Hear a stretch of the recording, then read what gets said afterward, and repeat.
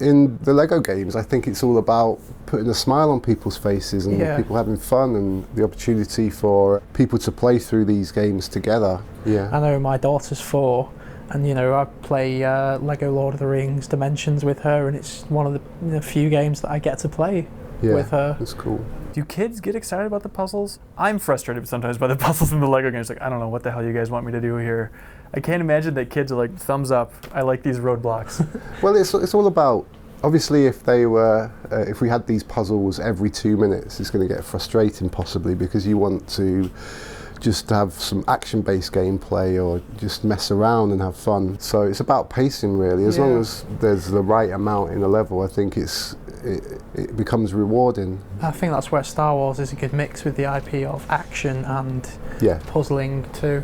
There's lots of scope for combat, blaster battles, and then these longer multi-build puzzles. Yeah. But do you think kids would really complain if the game was nothing but shooting a bunch of stormtroopers and collecting shiny bits flying around and making cool things happen?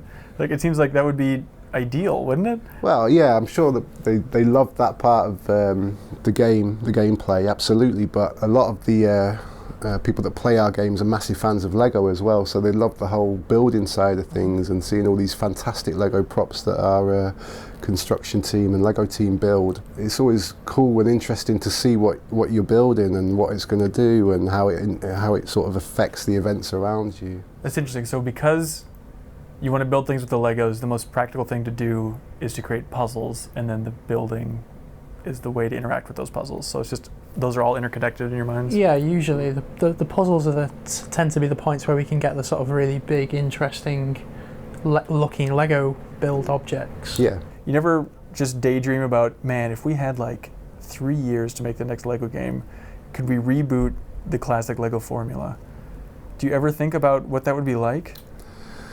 I think that would be pretty amazing, but I think the reality of the situation for us is that there's so many opportunities out there with different sort of huge IPs and different partners to work with, that we're happy making the variety of games that we make at the moment. You know, the likes of the Marvel games and the Lord of the Rings games, Hobbit games, and obviously Dimensions more recently. There's so many sort of fantastic IPs to work with that it would be a struggle to dedicate 3 years just to Star Wars, as much fun as it would be. Yeah. I mean, that's one of my favourite things about working in this job, is just the amount of different IPs you get to work on. Yeah. Some that you're not maybe as big a fan of to begin with, and then you develop sort of a bond with that IP.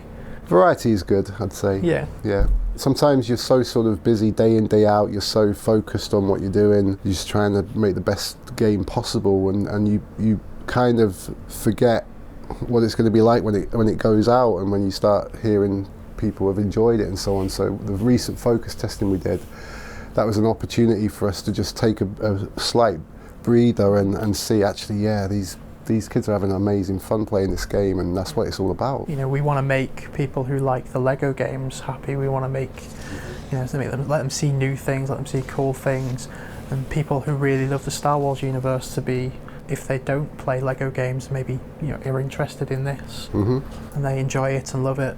Yeah. Sort of old and new.